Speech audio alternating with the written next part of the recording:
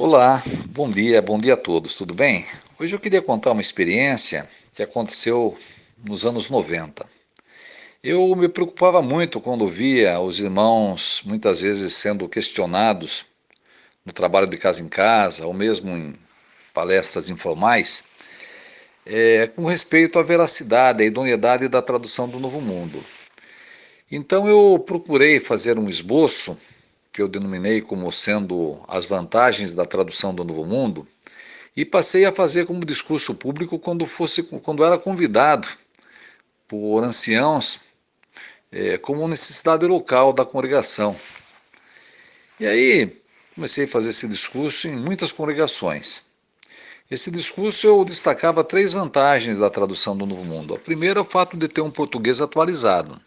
Então, na tradução do Novo Mundo, quando você lê o versículo, você realmente entende o que está lendo.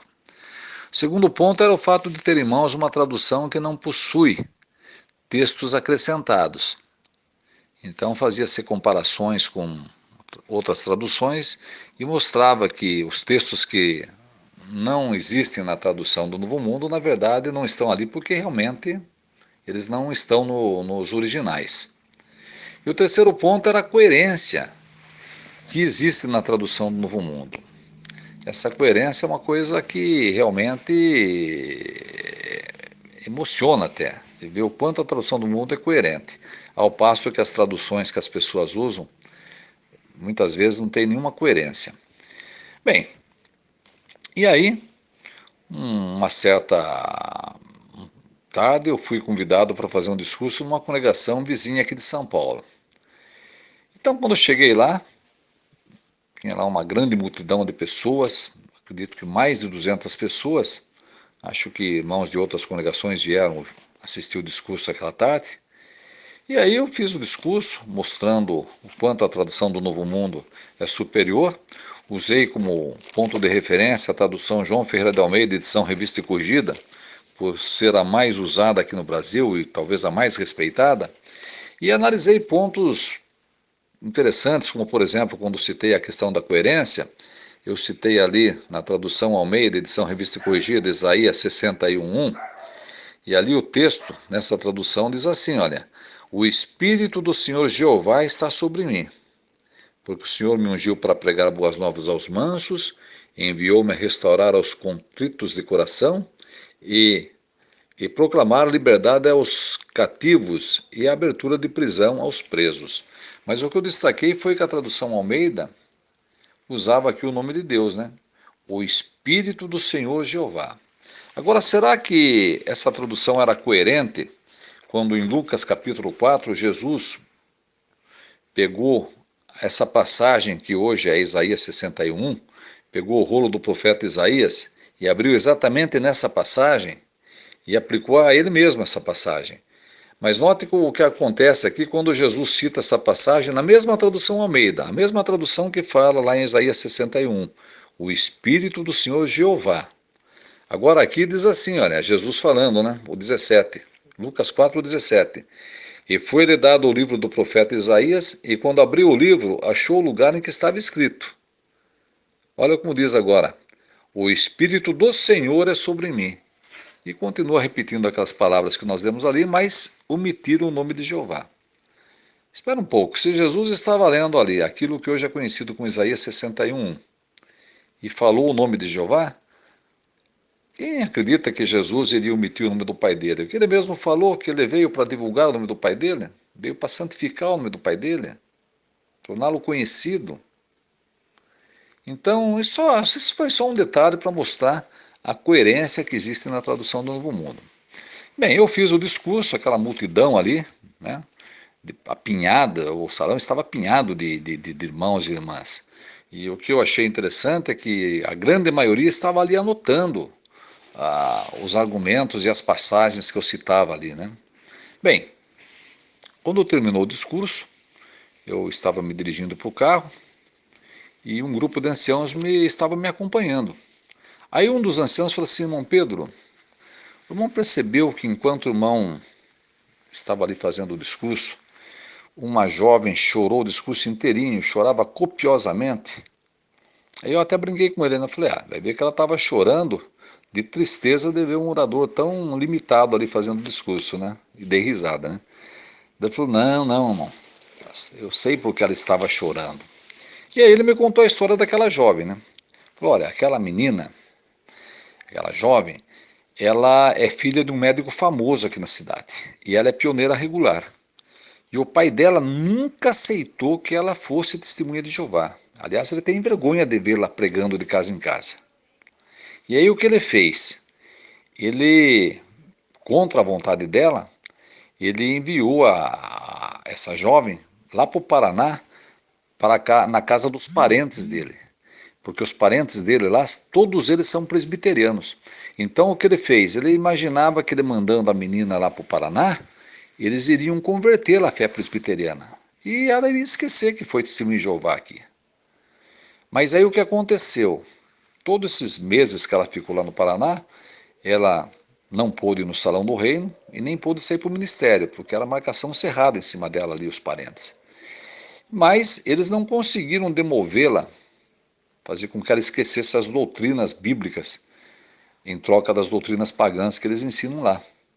Ela, em nenhum momento, ela vacilou com respeito a saber que a Trindade é uma doutrina pagã, a imortalidade da alma é pagã, o ensinamento do inferno de fogo também é uma doutrina pagã. Mas tem um detalhe, eles conseguiram colocar dúvidas na cabeça dela com respeito à tradução do Novo Mundo. Ela já, quando voltou, ela chegou hoje de manhã, ninguém esperava que ela estivesse aqui hoje. Então olha a provisão de Jeová. Ela voltou aqui hoje, chegou aqui na cidade, e já procurou a irmã que foi sua dirigente de estudo. E já passou o dia todo lá com a irmã e já veio para a reunião agora à tarde. E olha a provisão de Jeová, justamente aquilo que ela voltou com dúvidas, que era com respeito à veracidade da tradução do mundo, o irmão fez esse discurso tão maravilhoso, provando o quanto a tradução do Novo Mundo é fidedigna e mostrando ali os erros que a tradução Almeida, que eles tanto endeusaram lá no Paraná, o pessoal da igreja presbiteriana, mostrando o quanto essa tradução é falha. Por isso que ela chorou a reunião inteira. Falei, puxa, fico feliz e emocionado de saber que eu pude, de certa forma, contribuir em sanar as dúvidas que essa irmã estava sentindo, pelo menos nesse momento. Realmente foi uma provisão de Jeová, então. Bem, eu estou compartilhando essa experiência com os irmãos e falando, né, que é uma alegria muito grande nós termos, né, uma tradução feita pelas testemunhas de Jeová. Isso tem precedente bíblico, né? Porque se você pegar a história do povo de Israel, os israelitas não usavam lá os seus escritos sagrados feitos pelos egípcios, pelos filisteus. Eles eram os que produziam seus próprios escritos sagrados. Então aquilo não vinha contaminado lá dos egípcios nem de outras nações. Eles faziam. Os cristãos também eram tradutores e produziam seus próprios escritos. Por exemplo, você não vai encontrar nenhum escrito sagrado feito pelos cristãos, mas vindo das mãos de um romano ou de alguém de uma outra nação. Todos eles foram escritos por cristãos, por seguidores de Jesus. Então, os cristãos têm esse precedente, né? Eles são os seus próprios, eles que produzem seus próprios escritos sagrados. E não poderia ser diferente com os cristãos da era moderna, né? Então nós fazemos questão de termos em mãos uma tradução feita por cristãos tementes a Deus. Cristãos que procuraram colocar ali o que realmente a palavra de Deus tem de fidedigno. Então a nossa tradução ela não está, por assim dizer, contaminada pelos escritos de pessoas que não têm apreço pela palavra de Deus. É claro que isso não quer dizer que nós não usemos as traduções que a cristandade usa, até para provar que nós não precisamos ter uma Bíblia feita por nós para adequarmos as nossas doutrinas. Mas procuramos ter uma tradução que realmente reflita aquilo que a palavra de Deus realmente diz, né? Porque quando você vê pessoas tentando provar a Trindade com um texto espúrio, como de 1 João 5,7, você vê o quanto as traduções da cristandade estão contaminadas. Quando você pega lá Marcos 16, de 9 a 20, e vê pessoas que depositam sua fé num texto espúrio, achando que por meio daquele texto os cristãos estariam falando em línguas, fazendo milagres, até podendo beber veneno que nada lhe aconteceria, então você vê o quanto as igrejas da cristandade estão contaminadas com mentiras em função de traduções cujos tradutores não tiveram a reverência ao autor da Bíblia. Então olha que privilégio, né? Que privilégio que nós temos de ter uma tradução feita por homens tementes a Deus, homens que realmente levam a sério os escritos sagrados. Então, foi uma alegria muito grande eu, de certa forma, ter ajudado essa jovem que veio com dúvidas lá do Paraná, mas que naquela reunião todas essas dúvidas foram dissipadas, né? E ela pôde continuar servindo a Jeová integralmente, inclusive confiando na tradução que ela sempre usou no seu trabalho ministerial e com certeza continuou usando, acreditando piamente que estava usando a melhor tradução feita até hoje. Então realmente eu me lembro com muita saudade dessa experiência e quis compartilhar com os irmãos essa manhã. Um bom dia a todos e que Jeová continue nos abençoando e nos protegendo. E os apóstatas, e os críticos, e os zombadores, e os invejosos vão à loucura com o nosso canal Acorda e Desperta.